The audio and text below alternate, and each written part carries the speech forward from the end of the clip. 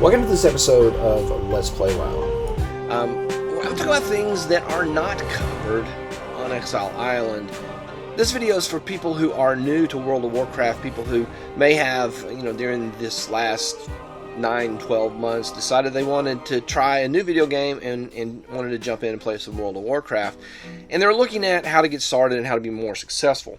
If you're an experienced player, there's not going to be much in here that is useful for you. If you're an experienced player and you're just trying to grind Exile Island for the achievement, not going to cover a whole lot of that. It's pretty straightforward. But if you are new to the game and you want to be a successful player and get the most enjoyment out of it, that's who this video is for. I have created a new character, a dwarf. I do not have very many dwarfs. There's also a paladin. I have a lot of paladins, and the random name that's generated, there it is, on Antonidas. Next, I'm going to talk a little bit about the experience from Exile Island and the things that aren't covered there that you ought to know. And then, if you don't do Exile Island and you do like the regular starter zone, there's even less things that are covered. So this video will cover some of those things that you may need to know in order to be successful. But we're gonna do Exile Island because that's kind of Blizzard's new tutorial system is built into this island. It's pretty good. I've done several characters here just as a way of getting the achievement and some transmogs and things like that. So we have started the game. There's going to be some cinematics. I'm going to skip past those in order to make this video. You are a soldier of the Noble Alliance, a coalition of kingdoms uphold. All right, the loading screen is passed, and we are have disabled all the add-ons. This is the default Blizzard UI. Except my key bindings are still there. We'll talk about those in just a moment. The first thing I want to talk about in this is the settings in the game. We'll talk about settings a little bit, and those are found under interface, and we have all kinds of different controls. One that you're going to want is Altoolic. I'll demonstrate that in just a minute. I'm going to get off this little port here. The other is action bars. There's just so many things that you're going to have on a high-level character that this is not nearly enough spaces for all the spells you're going to have.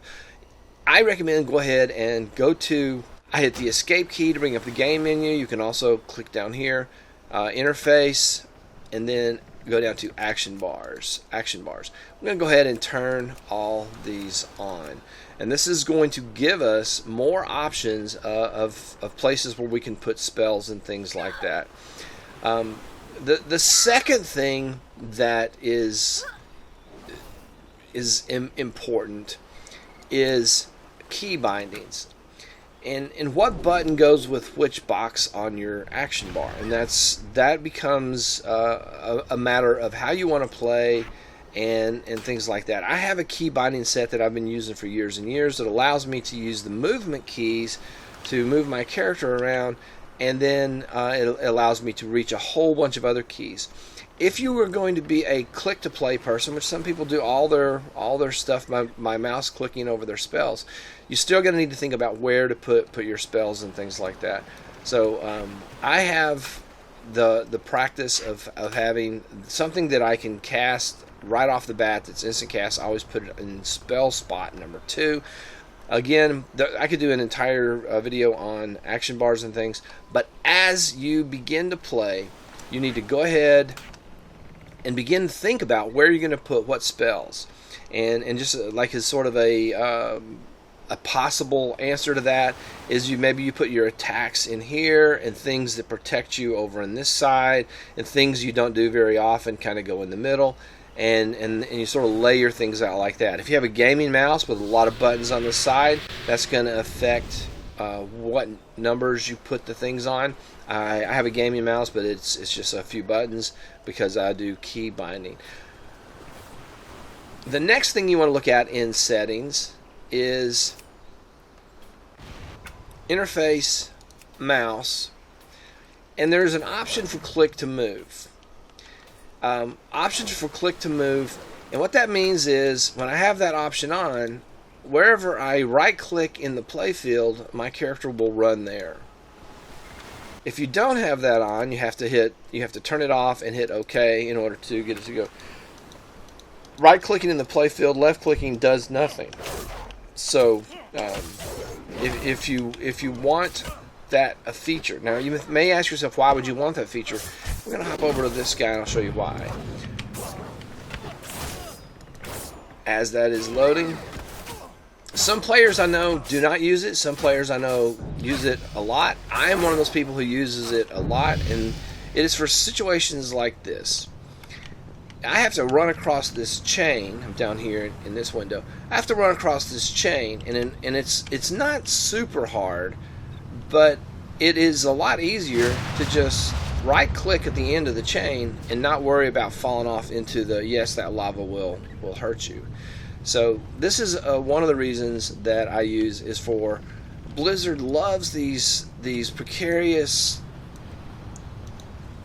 agoraphobia inducing mechanics where you have to run in a very straight line for a very long distance, and this is one of from the classic game. That's the entrance into one of the dungeons, and it has been like challenging for some people to run that far that straight. So with click to move, also you can click to move and you can take your hand off the mouse and get a sip of your iced tea or whatever you might be drinking during your gameplay time. We're going to go outside. I have something else to show you later on. He needs to be outside for that. Alright, he's outside. We'll log him out. We're going to come back to him in a little while. Back over here. Alright, so that was my first thing is settings. Interface. Action bars. Turn them all on. Another thing is the camera. Over the years, I have found the automatically adjusting camera sometimes is useful, sometimes it's not useful. But I found that the way I like it is the only horizontal when moving. You can try these different settings and see how you like it. But if you keep losing your place in the game field, then we have a mission to accomplish. Need to do that. I need everyone in top form if we're to complete this mission. Show me what you can do. So now I have a quest. I got to go over here and hit the target dummy. Good. Next. That's odd. We weren't expecting rain. Alright, so movement keys, they started in a slide at the very beginning. They're showing us that the A, S, W, and D movement keys the Alliance are leaves no one behind. How you Stay go focused and around sharp. Private the Cole will run you screen. through the rest of the drills. I need to discuss this storm with the helmsman. So I got to talk to Private Cole here. Now, something that they don't cover on Exile Island are two more keys, the Q and the E key, which is for strafing. Strafing is, so if you're turning, the character is turning. So that's my D key, turning. If I'm strafing, I'm just going left and right, and I'm not changing the direction that I'm facing. And combinations of going forward and strafing are possible where you hold down two keys at once. I was years to avoid learning how to strafe, but there are mechanics that are very important in the game. Some of the boss mechanics require you to run down a corridor and dodge things as you're running, and strafing really turns out to be the only way to possibly do that.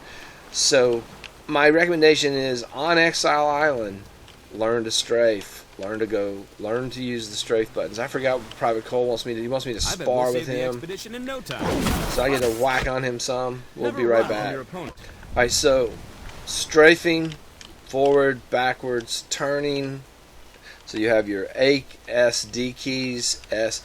Also, X will sit you down. We're going to use X, and then spacebar will help you. Will have you jump.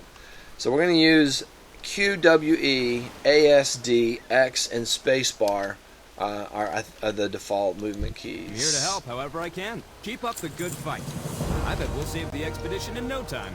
Find Captain Garrick inside the ship. Skipping the cinematic. Captain, we can't weather the storm for long. Can't skip it. Everyone below decks, now! We're going below decks.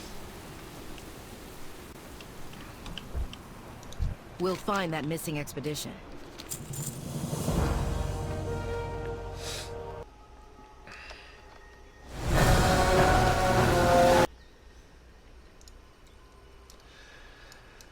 Alright, we are finally on Exile Island, and there are Murlocs. Something else that is not strongly covered is the ability to look around, mouse looking. And the way this works is you click somewhere on the game field, and then by moving the mouse around, you can change the camera angle so you can actually look at your character in the face. As long as you hold the mouse button down, it does not change the direction that you're looking. So if I'm sideways and I'm running and I'm holding the mouse button down, I can pan around and see what's going on around me. Very frequently when you're playing, you need to know what's over here, and so We have a mission to accomplish. you Murlocs can do are that dangerous by in large looking numbers. around. Take back our supplies. One but more avoid setting. fighting too many of them at once. Want to go into one more setting, and that is the looting setting.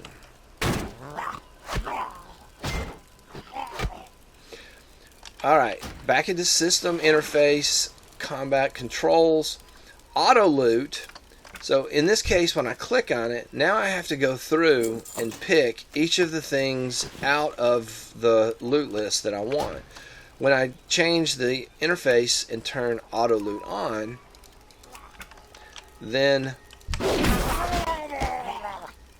I will not have to do that.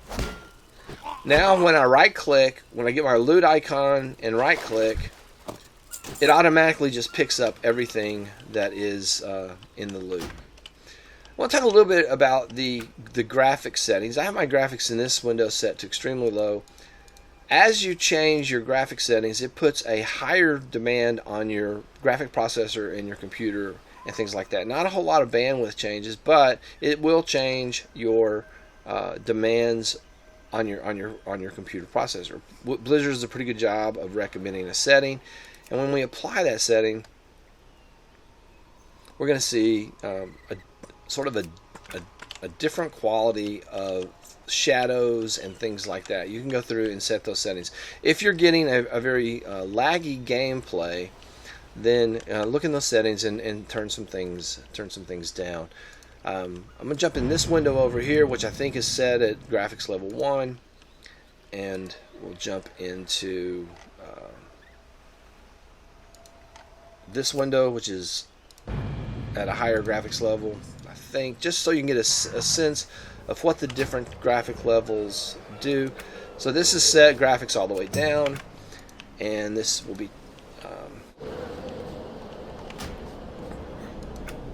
these are set on 7, and we can put these two characters side by side, and you can maybe get a little bit of a sense of what the difference is graphically. So this is a higher graphics setting, and this is a lower graphics setting. There are differences, especially in things like shadow quality, which is just a blob in this one. This one is running, just as fast as this one. But if you get your graphics too high, you will have some issues there. Here we go, Exile Island. I was supposed to be collecting things. One more thing I want to talk about, I don't know if we can do it here or not, is swimming. There are a lot of Blizzard quests that make you swim.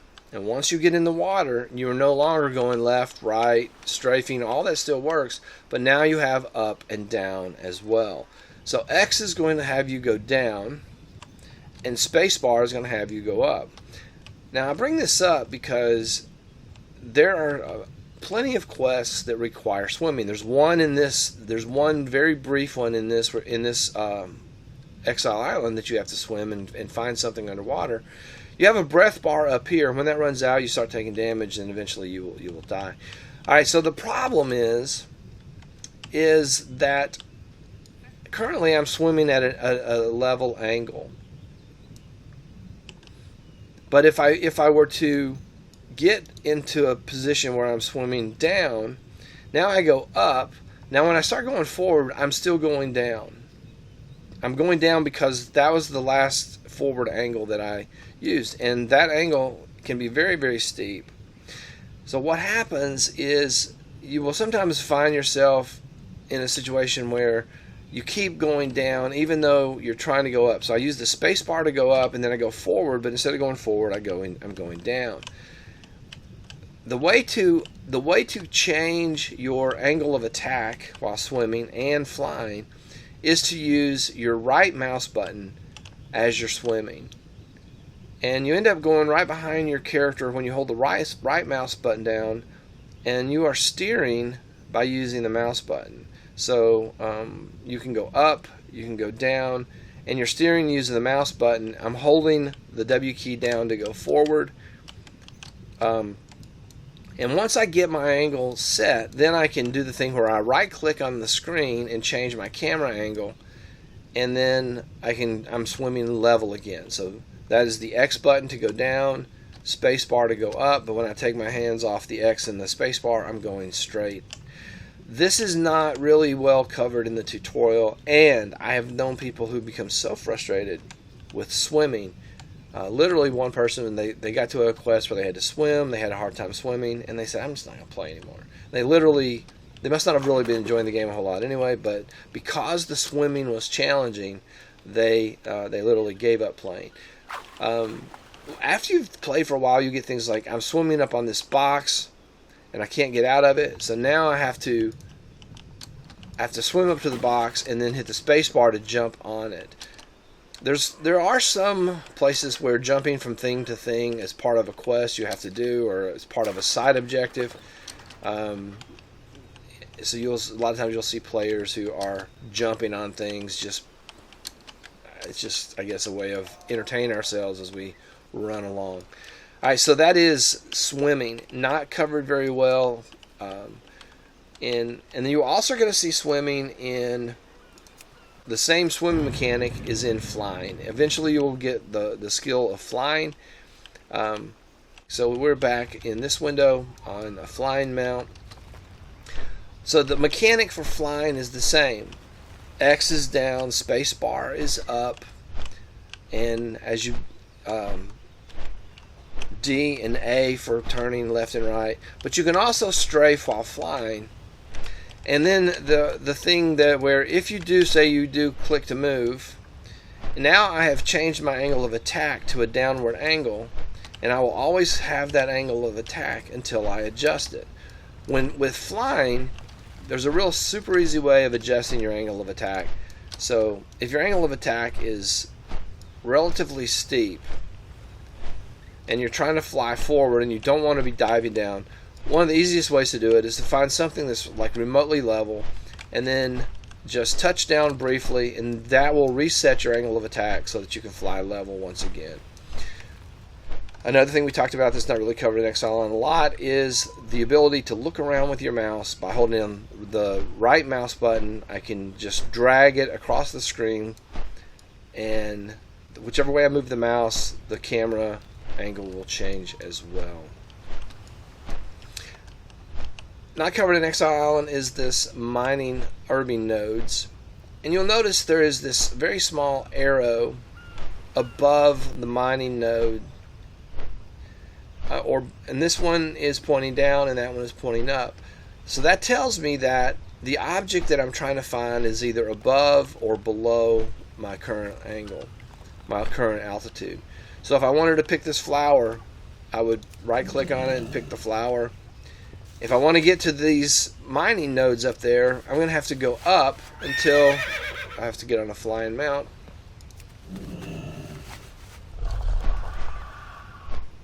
And once now I'm level with it, I can find it in front of me.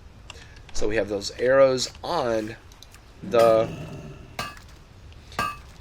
Now I've been playing for a really, really long time. I do not know when they added that feature into the game. But my nephew was, he's like, it's already there. I was saying, we really need some way of knowing what altitude things are. And he was like, well, yeah, we have that. It's the arrows on the mini-map. if you're looking at this interface and comparing it to the default interface, you're thinking, oh my gosh, what happened? None of that looks familiar. This is because of add-ons. And if you're going to play for a long time and you're going to enjoy the game a lot, there's going to be some add-ons that you want to get. I have a few that I really like, the ones that allow me to move the bars and things around. I moved all my bars from down here and put them on the side, and things like move this from over here to over here. I've got these add-ons that give me more information. This is a Titan panel. I have an add-on called Button Forge that allows me to create some places to put extra buttons, things like that. How do you get add-ons? The simplest way is to go to Google and find CurseForge. And CurseForge is an add-on management system. It will look into your game library once you have told it where it is. All the add-ons are free, and you can just download them and install them in the game. If you download them from a reputable source such as CurseForge. So this is the CurseForge interface. Apparently I need to update this add-on.